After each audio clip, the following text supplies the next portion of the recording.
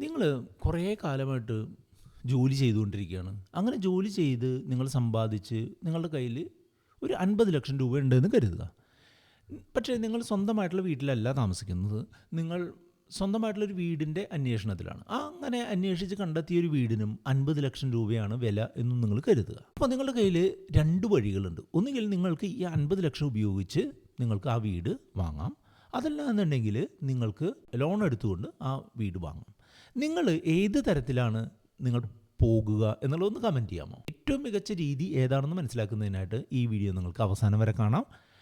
കയ്യിൽ നിന്ന് ബാങ്കിന് പലിശ കൊടുത്തുകൊണ്ടാണോ നിങ്ങൾ വീട് വാങ്ങേണ്ടത്, അതല്ല നമ്മുടെ കയ്യിലുള്ള സേവിങ്സ് മൊത്തം ഉപയോഗിച്ച് കടബാധ്യത ഇല്ലാതെ മുന്നോട്ട് പോകണോ തീരുമാനിക്കുന്ന ഒരു ഫിനാൻഷ്യൽ സ്ട്രാറ്റജിയാണ് ഇന്ന് ഈ വീഡിയോയിൽ പറയുന്നത്. നമ്മളുടെ റുപ്പിമംഗ് ചാനലിൻ്റെ എല്ലാവർക്കും വീട് എന്ന് പറഞ്ഞിട്ടുള്ള ഈ സീരീസിലെ അടുത്ത വീഡിയോയിലേക്ക് സ്വാഗതം. ലോൺ എടുത്ത് വീട് പണിയണോ അല്ലെങ്കിൽ നമ്മുടെ കയ്യിലെ സേവിങ്സ് വെച്ച് വീട് പണിയണോ എന്നുള്ളത് ഈ വീഡിയോ കണ്ടു കഴിഞ്ഞാൽ നിങ്ങൾക്ക് തീർച്ചയായിട്ടും മനസ്സിലാവും. അതുകൊണ്ട് തന്നെ ഈ വീഡിയോ ഇപ്പോൾ തന്നെ ലൈക്ക് ചെയ്യാനും കൂട്ടുകാരുമായിട്ടൊന്ന് ഷെയർ ചെയ്ത് കൊടുക്കാനും കൂടെ ശ്രമിക്കാവുന്നു. പലർക്കും ഞാൻ ഇനി പറയാൻ പോകുന്ന കാര്യം അത്ര ഇഷ്ടപ്പെടില്ല. പണം കയ്യിലുണ്ടെങ്കിൽ ലോൺ എടുത്ത് വീട് പണിയണം എന്ന് പറയാൻ കാരണങ്ങൾ 3 ഒന്നാമത്തേത് ലിക്വിഡിറ്റിയാണ്. വീട് വാങ്ങാനായിട്ട് ഞാൻ മുൻപ് പറഞ്ഞ സെനാരിയോയിൽ 50,00,000 രൂപ കൂട്ടി വെച്ചിട്ടുള്ള ഒരാൾ ആ പണം മുഴുവനായിട്ടെടുത്ത് വീട് പണിതു എന്ന് കരുതുക. ആളുടെ കയ്യിലുള്ള ആകെയുള്ള സമ്പാദ്യമാണ് 50,00,000. അങ്ങനെ 50,00,000 രൂപ എടുത്ത് ആ വീടങ്ങ് വാങ്ങിക്കഴിഞ്ഞാൽ പിന്നീട് അയാൾക്ക് എന്തെങ്കിലും ഒരു 5,00,000-ൻ്റെയോ അല്ലെങ്കിൽ 10,00,000-ൻ്റെയോ ആവശ്യം വന്നു കഴിഞ്ഞാൽ ഇയാൾക്ക് ഈ വീട് മുറിച്ച് വിറ്റ് കാര്യങ്ങൾ നടത്താൻ പറ്റില്ലല്ലോ. ആ സമയത്ത് അയാൾ മറ്റൊരു കോസ്റ്റ്ലി ആയിട്ടുള്ള ലോൺ എടുക്കാനോ അല്ലെങ്കിൽ മറ്റെന്തെങ്കിലും കടബാധ്യതകളിലേക്ക് പോകാനുള്ള സാധ്യതയുണ്ട് എന്നുള്ളതാണ്. അതായത് നമ്മുടെ കയ്യിലുള്ള ലിക്വിഡിറ്റി പൂർണ്ണമായും ഒഴിവാക്കിക്കൊണ്ട് ഒരു അസറ്റ് വാങ്ങുന്നത് അത്ര നല്ലതല്ല എന്നാണ് ഇതിൻ്റെ പ്രധാനപ്പെട്ട ഒന്നാമത്തെ കാരണം. രണ്ടാമത്തെ കാരണം എന്താണെന്ന് വെച്ചാൽ ഇതിൻ്റെ ടാക്സ് ബെനിഫിറ്റുമായി ബന്ധപ്പെട്ടതാണ്. ലോൺ എടുത്ത് വീട് പണിയുന്ന സമയത്ത് നമ്മൾക്ക് 2 തരത്തിലുള്ള ടാക്സ് ബെനിഫിറ്റുകൾ കിട്ടുന്നുണ്ട്. ഒന്ന് സെക്ഷൻ 24B എന്ന് പറഞ്ഞൊരു സെക്ഷനിലും 2 80C എന്ന് പറഞ്ഞ സെക്ഷനിലുമായിട്ട് മാക്സിമം ഒരു 3,50,000 രൂപ വരെ ടാക്സ് ബെനിഫിറ്റ് നിങ്ങൾക്ക് കിട്ടാനുള്ള സാധ്യതയുണ്ട്. അതാണ് ഓൾഡ് ടാക്സ് റെജീം വഴി ടാക്സ് ഫയൽ ചെയ്യുമ്പോൾ നിങ്ങൾക്ക് കിട്ടും. പക്ഷേ എൻ്റെ ഒരു കണക്കുകൂട്ടലനുസരിച്ച് ഈ ഓൾഡ് ടാക്സ് റെജീമിൽ ടാക്സ് ഫയൽ ചെയ്യുന്നത് ഇപ്പോഴത്ര നല്ല കാര്യമല്ല. അതുകൊണ്ട് തന്നെ ഈ പറയുന്ന ഈ രണ്ടാമത്തെ ടാക്സ് ബെനിഫിറ്റ് അത്ര ഒരു പ്രധാനപ്പെട്ട കാര്യമായിട്ട് ഞാൻ കൺസിഡറും ചെയ്യുന്നില്ല. പക്ഷേ മൂന്നാമത്തെ കാര്യം വളരെ പ്രധാനപ്പെട്ട കാര്യമാണ്. നമ്മളൊരു വീടോ സ്ഥലമോ നമ്മളുടെ ആവശ്യത്തിനായിട്ട് വാങ്ങാൻ പോകുന്ന സമയത്ത് ധാരാളം കാര്യങ്ങൾ നമ്മൾ പരിശോധിക്കേണ്ടതായിട്ടുണ്ട്. ആ സ്ഥലം ഈ വിൽക്കുന്ന ആളുടെ കൃത്യമായിട്ടുള്ള അധീനതയുള്ളതാണോ, ഇത് കൃത്യമായിട്ട് ടാക്സ് അടച്ചുകൊണ്ട് മെയിൻറ്റെയിൻ ചെയ്ത് കൊണ്ടുപോകുന്നതാണോ, ഈ വീടിന് പെർമിറ്റ് ഉണ്ടോ, ഈ വീട് കൃത്യമായിട്ടുള്ള പ്ലാനിങ്ങിലൂടെയാണോ നടത്തിയിട്ടുള്ളത്, അതുപോലെ ഈ വീടിന് നമ്പർ കിട്ടിയിട്ടുണ്ടോ, നമ്പർ കിട്ടാൻ എന്തെങ്കിലും ബുദ്ധിമുട്ടുകളുണ്ട്, സ്ഥലവും പ്രോപ്പർട്ടിയും ഒക്കെ വെച്ചിട്ട് മറ്റെന്തെങ്കിലും ലോണുകൾ എടുത്തിട്ടുണ്ടോ, മറ്റെന്തെങ്കിലും ബാധ്യതകളോ മറ്റെന്തെങ്കിലും ബില്ലുകളോ ഒക്കെ ഉണ്ടോ എന്നുള്ളതൊന്നും നമ്മൾക്ക് സാധാരണക്കാർക്ക് അത്ര എളുപ്പത്തിൽ കണ്ടുപിടിക്കാനായിട്ട് സാധിക്കില്ല. പക്ഷേ നമ്മളൊരു ലോൺ എടുക്കുന്ന സമയത്താണെന്നുണ്ടെങ്കിൽ എന്താ സംഭവിക്കുന്നതെന്ന് വെച്ചാൽ ഈ ബാങ്ക് ഒരു അഡ്വക്കേറ്റിനെയോ അല്ലെങ്കിൽ ഒരു ഡോക്യുമെൻ്റ് വെരിഫയറോ ഒക്കെ വെച്ചിട്ട് കൃത്യമായിട്ടുള്ള ഒരു സംഗതിയാണ് നമ്മൾ വാങ്ങാനായിട്ട് പോകുന്നത് എന്നുള്ളത് വെരിഫൈ ചെയ്യുമെന്നുള്ളതാണ് വളരെ പ്രധാനപ്പെട്ട കാര്യം. കാരണം എന്താണെന്ന് വെച്ചാൽ നമ്മൾ ലോൺ തിരിച്ചടയ്ക്കുന്നത് വരെയും ഈ പ്രോപ്പർട്ടി ബാങ്കിൻ്റെ അധീനതയിൽ നിൽക്കേണ്ടതാണ്.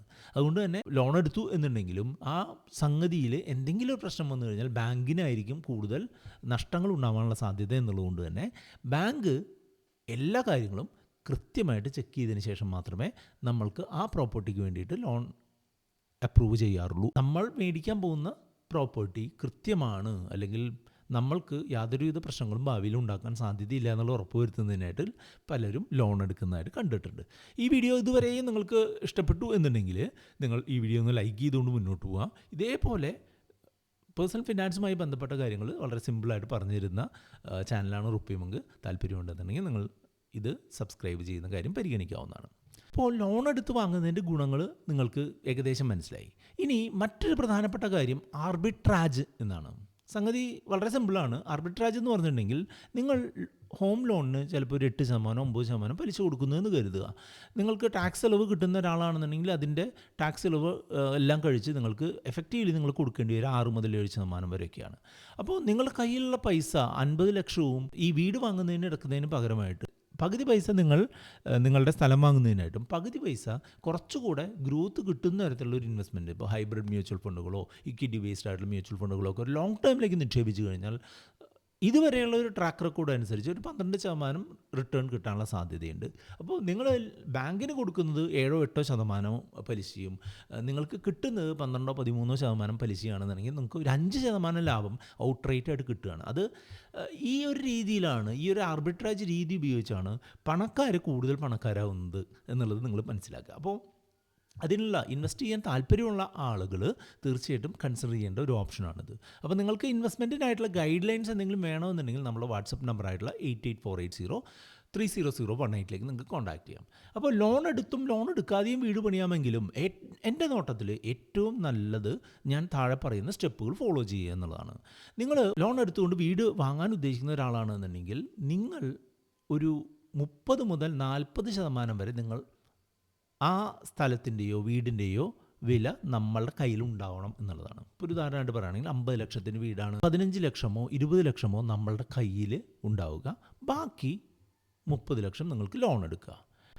ഇനി അതിൽ കൂടുതൽ നമ്മളുടെ കയ്യിൽ ഉണ്ട് എന്നുണ്ടെങ്കിൽ അത് കൃത്യമായിട്ട് സേവ് ചെയ്യുകയും ഇൻവെസ്റ്റ് ചെയ്യുകയും ചെയ്യുക. കടം ഇഷ്ടമില്ലാത്തവരാണ് എന്നുണ്ടെങ്കിൽ ഈ ലോൺ എടുത്ത് കഴിഞ്ഞ് തുടർന്നുള്ള മാസങ്ങളിലോ തുടർന്നുള്ള വർഷങ്ങളിലോ കൃത്യമായിട്ട് നമ്മൾക്ക് എന്തെങ്കിലും ഒരു ലംസം എമൗണ്ട് കിട്ടുമ്പോൾ, നമ്മൾക്ക് ഇപ്പോൾ ഒരു ബോണസ് കിട്ടി അല്ലെങ്കിൽ മറ്റൊരാൾ നമ്മൾക്കൊരു ഗിഫ്റ്റ് കിട്ടി എന്ന് അങ്ങനെ ഒരു പൈസ കിട്ടിയിട്ടുണ്ടെന്നുണ്ടെങ്കിൽ ആ പൈസ ലോണിലേക്ക് മുൻകൂറായിട്ട് തിരിച്ചടയ്ക്കാം. പാർട്ട് പേയ്മെൻറ്റ് ഇതാണ് പറയുക. ഇങ്ങനെ പാർട്ട് പേയ്മെൻറ്റായിട്ട് ചെയ്യുന്ന എമൗണ്ട് നമ്മളുടെ മുതലിലേക്കാണ് തിരിച്ചടവ് നടക്കുന്നത്. ഉദാഹരണമായിട്ട് പറയുകയാണെന്നുണ്ടെങ്കിൽ നമ്മളിപ്പോൾ ഒരു 20 ലക്ഷത്തിൻ്റെ ലോൺ ഒരു 15 വർഷത്തേക്ക് ഒരു 8% എടുത്തു കഴിഞ്ഞാൽ മിക്കവാറും ഒരു 20,000 രൂപയായിരിക്കും നമ്മളുടെ മന്ത്ലി EMI.